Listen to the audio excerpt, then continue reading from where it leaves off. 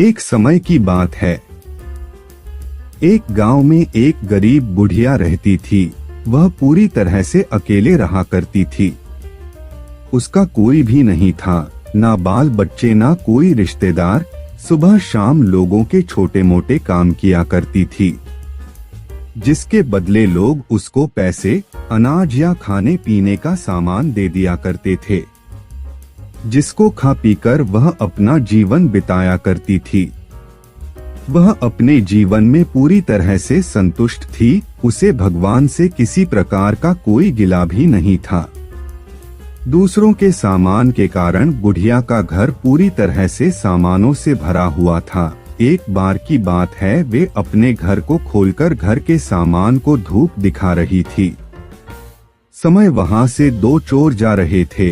जब उन्होंने देखा कि बुढ़िया के घर में तरह तरह का सामान भरा हुआ है, तो उन्हें बड़ा लालच आया और वे सोचने लगे कि इस घर में तो बुढ़िया अकेली रहती है, क्यों ना हम आकर इसके घर को ही साफ कर दें। माना कि सामान पुराना है, लेकिन कुछ तो पैसा मिलेगा और यह बुढ़िया अकेली हमारा कुछ बिगाड़ भी नहीं पाएगी। चोरों ने बुढ़िया के घर को अच्छी तरह से देख लिया और समझ लिया कि उन्हें किस तरह से बुढ़िया के घर की सफाई करनी है।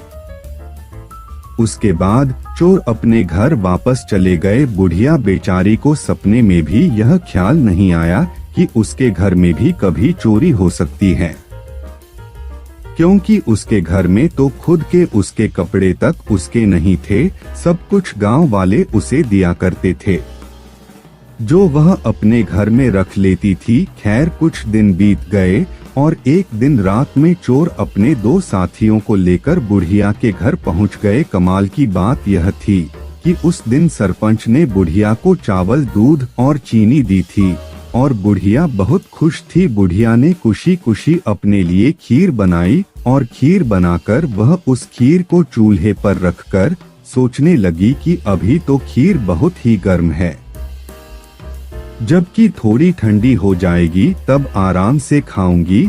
और अपने बिस्तर पर लेट गई और खीर के ठंडा होने का इंतजार करने लगी। लेटे लेटे उसे नींद आ गई और वे सो गई और जोर जोर से खर्राटे लेने लगी। चोर बाहर खड़े थे। बुढ़िया के खर्राटे की आवाज सुनते ही उन्होंने सोचा कि चलो अब रास्ता साफ हो गया और अब हम आराम से बुढ़िया का घर साफ कर सकते हैं।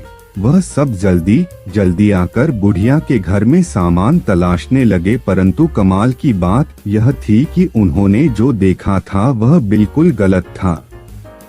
बुढ़िया का घर तो सामान से भरा हुआ था, किंतु एक भी सामान साबुत नहीं था। हर सामान टूटा फूटा, पुराना और खराब था। यह चोर बड़े दुखी हुए और बुढ़िया को बहुत गालियां देने लगे। वह बोले, देखो कितनी दुष्ट बुढ़िया है, आराम से सो रही है और हम बेचारे इतनी मेहनत कर रहे हैं। तभी दूसरे चोर की नजर चूल्हे पर रखी खीर पड़ी। गरम गरम खीर को देखकर चोर ने कहा, चलो बुढ़िया के घर कुछ और नहीं मिला तो कम से कम खीर तो है, और वह उसको खाने लगे। जब वह खीर खाकर जाने लगे तो उन्होंने थोड़ी सी खीर बुढ़िया के लिए छोड़ दी, किंतु जब उन्होंने बुढ़िया की तरफ देखा तो उसका हाथ खुला हुआ था, जैसे वह कुछ मांग रही हो। साथ ही उसका मुंह भी खुला हुआ था, जिसे देखकर चोरों ने सोचा कि बेचारी बुढ़िया लोगों से मांग मांग कर अपना जीवन बिता रही है, लगता है बहुत थक गई है और खाने के लिए खीर मांग रही है। आखिर उम्र में है तो हमारी माँ के ही बराबर। और बिना कुछ सोचे समझे गरम गरम खीर बुढ़िया के मुंह में डाल दी। गरम गरम खीर मुंह में पड़ते ही बुढ़िया जोर से चिल्लाई, हाय दैया, मार डाला मार डाला मार डाला। बुढ़िया की चीख सुनते ही चोर डर के जल्दी जल्दी छुपने लगे।